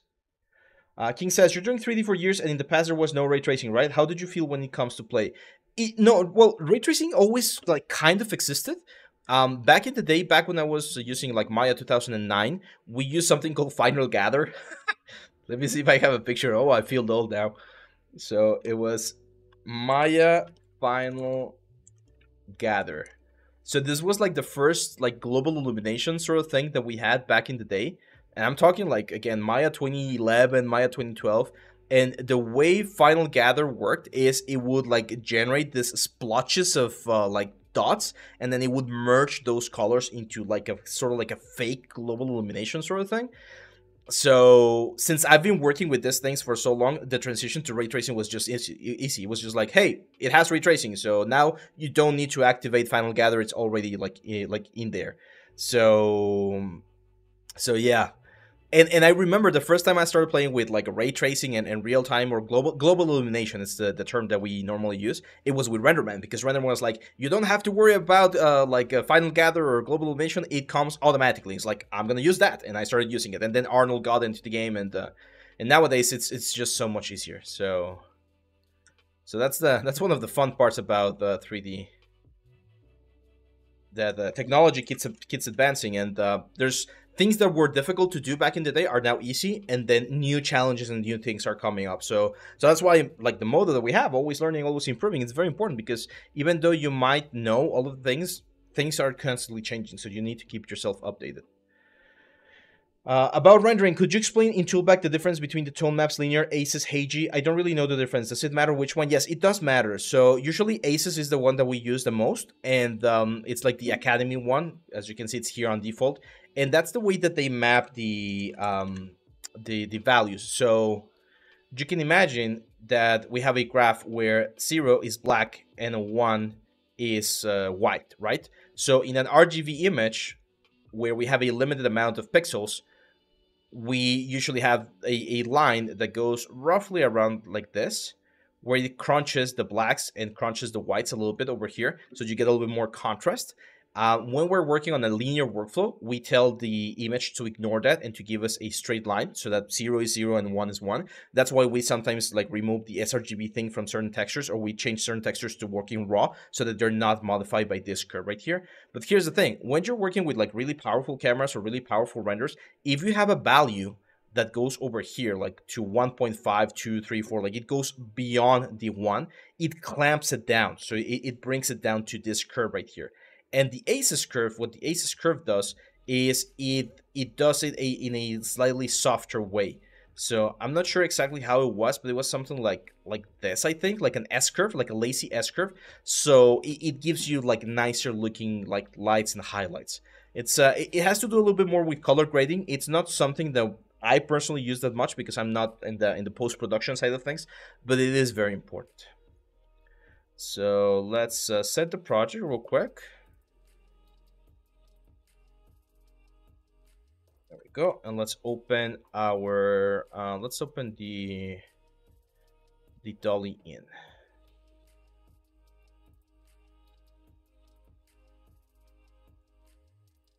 Yeah, it's dynamic range changes. I'm gonna do another video. Let me write that down because again, on the old channel I had a video about that, which was really important, but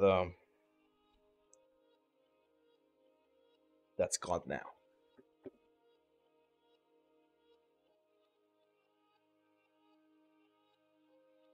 So this scene right here is really heavy because it's like 3 million, I don't know how many like polygons for the character. There we go. So let's start cleaning things up. Let's delete the Tory gate and all of this, guys. And I'm also gonna delete the let's delete everything. So except for the dome light. There we go. I'm gonna save this now as statue.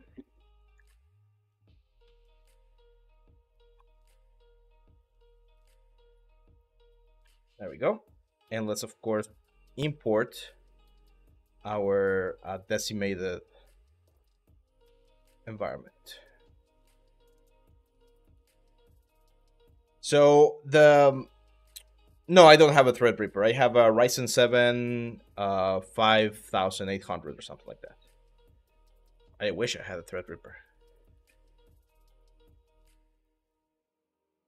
18 million. No, right now we have 10 million. Yeah, well, right now we have 10 million polygons, and we're about to get like a couple more right now. Yeah. This is something that I explain on the course as well. Maya doesn't mind when you have a lot of polygons. It minds when you have a single object with a lot of polygons. So the demon right here, since it's divided into all of the different sections and all the different parts, it's a little bit easier for Maya to properly like find where things should be. So it's not that much of a problem. Okay, we probably need to scale this a little bit more.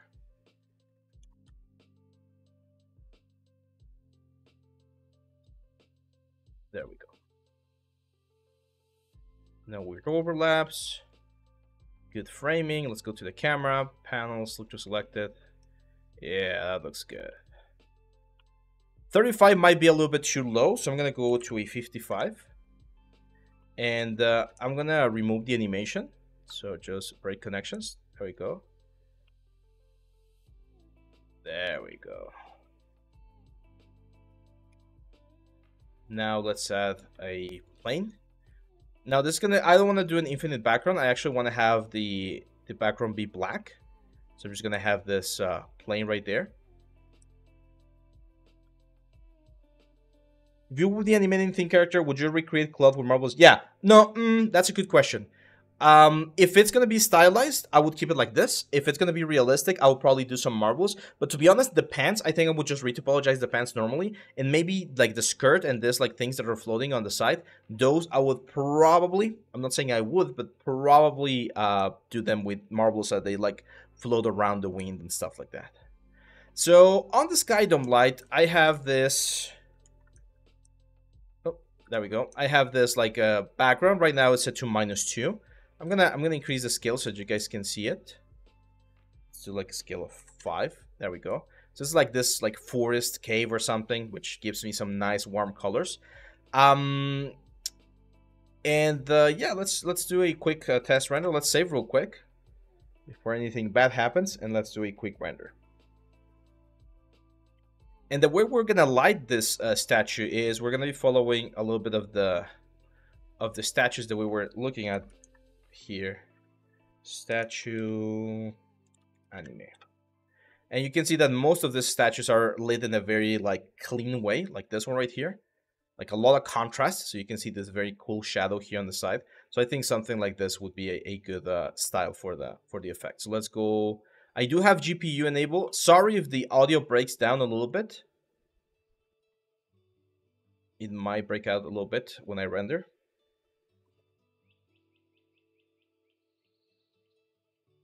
But let's go.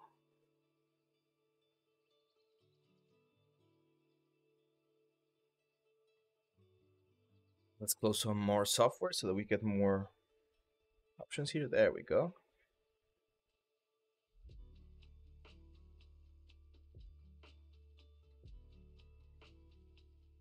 Cool. So we got this one right here.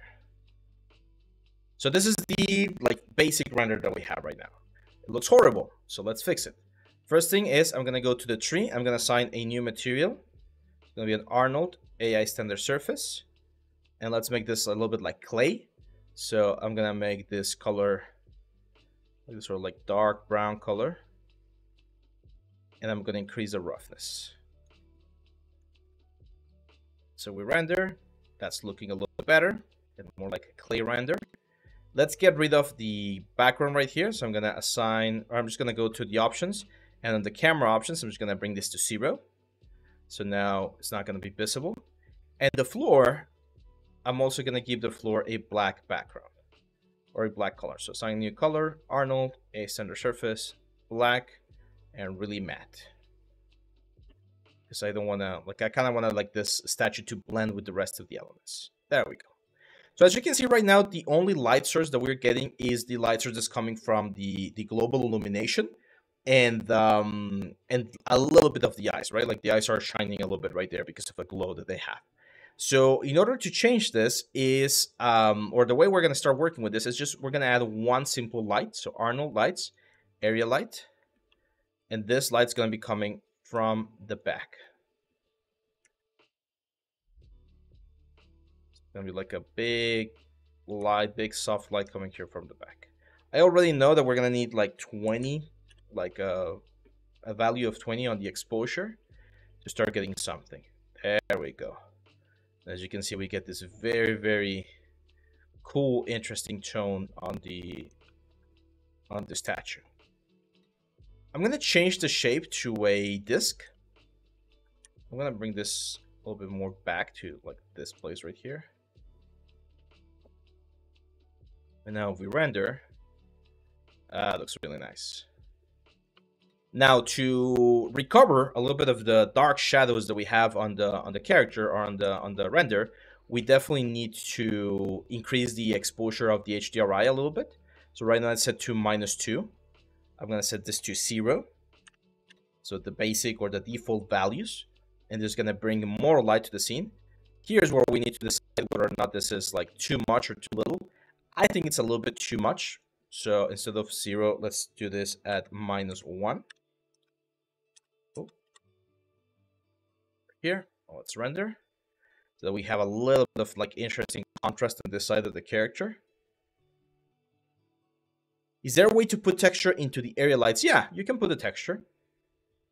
Like you just plug it in onto this output right here, onto the color output, and it's gonna like look slightly different. I'm gonna use color temperature for this one, make it a little bit warmer. And then I'm gonna duplicate this one. I'm gonna bring it to the side. And this one's gonna be a rim light that we're gonna have on this area right here. However, this rim light, I wanna change it so that it's more like a spotlight, just hitting certain parts of the character. Here's where we can use the spread. If we bring the spread down, this becomes more like a spotlight, and it's only gonna be affecting like a beam of light, so it's not gonna be throwing light everywhere into the scene. It's gonna change the, what's the word? It's gonna change the intensity a little bit as well. So we definitely need to modify that. This one I'm gonna make a little bit cooler. And on the exposure, I'm gonna bring this down to like an 18. Because I just wanna feel a little bit of the effect right here, not too much. There we go. That looks good. Now let's go to the camera. Panels, look to selected. Let's look for a a more interesting look. I still think like this one can be a little bit bigger, so that we can have the framing on the horns like what we had on the original idea. Even if we like cut a little bit of the tree up there. We might want to play with the focal length a little bit, so let's go back to like a 40. So there's a little bit more perspective. That's gonna make it look a little bit bigger. There we go.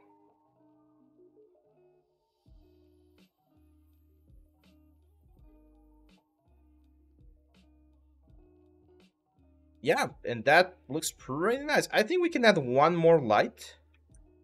I'm just gonna use the exact same light here. I'm just gonna duplicate it. And this one's gonna be coming from a little bit higher and straight to the top.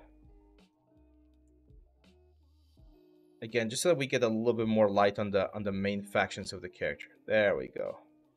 See how that changes the whole like scene? Gives us way more presence on the face, which is of course one of the most important parts of the character.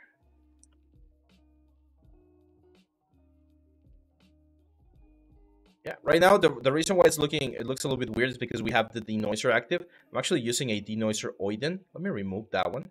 And I'm gonna add the denoiser optics, which is the one we use with NVIDIA.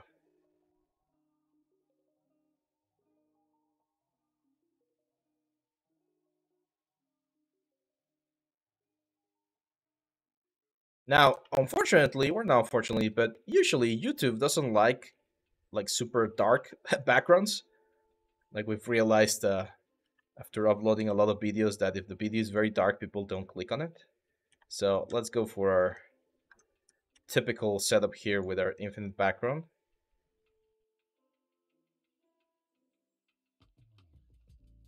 I personally like the dark backgrounds a lot, but I understand that it's not always possible to do it that way. There we go. Now, keep in mind that making this background clearer or lighter is gonna also modify the amount of light that we're getting into the scene. Because again, talking about like global illumination is gonna bounce more light into the scene, so everything's gonna look a lot more, yeah, just like illuminated. Will you open online classes like character class or environment class? I've been thinking about doing that. I want to do a character class, like an online class where we go into Discord and have like traditional classes. But we're still very early on the development of this new brand, so it might need to wait a little bit more, a couple more months. But yeah, like that is part of the. It's in the table, on the table. Let's rotate this around. There we go. So we frame him a little bit more right there. Yes, we're cutting a little bit of the base and on the tree, but you can still pretty much like read the whole thing right here. And we get a very nice statue for the whole character.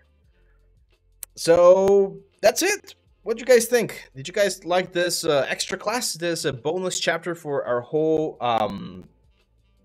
for our character right here? I'm gonna try a flatter image right now. I want to go for like a 90 focal length. 90 is very flat. So there's gonna be very little like perspective and stuff like that. Also looks quite interesting. One thing that I do want to do is I want to change the color of the base. So I'm gonna go to this faces. Oh no, but because it's Dynamesh, right? Oh, that's horrible. But here's one, we can trick this. We can do a little bit of a trick. Let's go for a cylinder. And I'm gonna position the cylinder on top of the base. Let's go top view.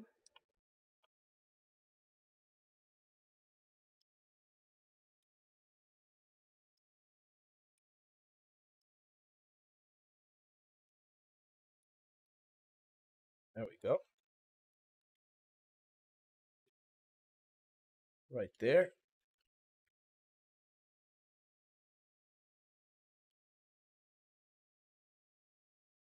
Let's bevel this. And of course, it's gonna have to be slightly bigger.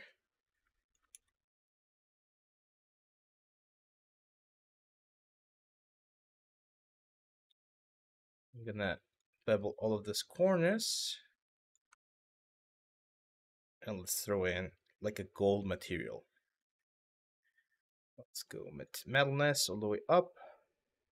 We're gonna go for this sort of like pale gold material. Quite a bit rough. And now, since we're like overlapping, I have a nicer vase there with a slightly different shine to it, and that's also gonna give us a nice effect on the overall piece. Let's go to the camera real quick. Zoom out a little bit. There we go. Perfect. So yeah, that's it. Will you? I love to take those traditional classes. Yeah, we'll see what we can do about that one. What kind of settings for Arnold? It's just basic settings. I just upped the samples a little bit. I think I have like three 222 samples. I got adaptive sampling enabled, so that's why we have the effect. And yeah, that's pretty much it. Will you open online classes? Make detail like HD 2070 without blurry? I'm not sure what you mean by that, Banshun. Looks dope. Yeah, it looks pretty cool, right? So that's it, my friends. With this, we finished this bonus chapter of our premium course. Saran here is gonna be adding the link again in case you guys want to see the whole process and how we do this character. The link's gonna be available on YouTube as well in the description of the video. We're gonna be uploading this live very soon so that you guys can check it out as well. And yeah, who knows? Maybe I'll be printing this for my birthday in a couple of weeks. That would be pretty cool to have like the little statue like back here or something. But that's pretty much it for this bonus chapter, my friends. Thank you very much to everyone who has been or who was here during the live stream. And if you want to follow more of the stuff that we're doing, make sure to check our Discord channel. We upload a lot of the stuff right there every day. And we have a great community. You can get feedback, tips, tricks, like a lot of things right there on our Discord. So thank you, my friends. I'll see you back on the next one. Thank you, David, for your support. And thanks for...